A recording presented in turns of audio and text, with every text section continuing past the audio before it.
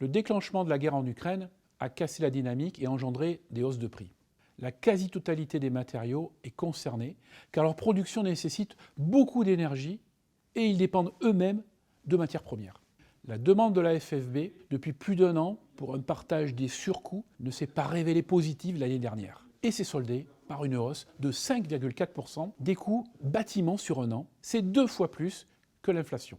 Si ce partage n'est pas mis en place, les artisans et entrepreneurs du bâtiment ne pourront plus honorer les contrats signés ou aller chercher de nouveaux marchés.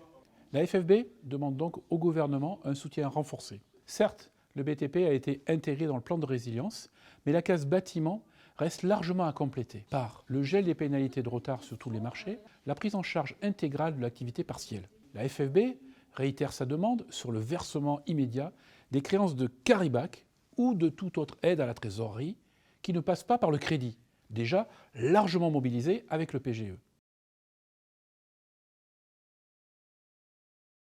La FFB a mobilisé 38 acteurs de la filière construction et de l'immobilier pour obtenir la création d'un ministère dédié à la construction durable et à l'aménagement du territoire. Il regrouperait les ministères du logement, de la ville et de la cohésion des territoires.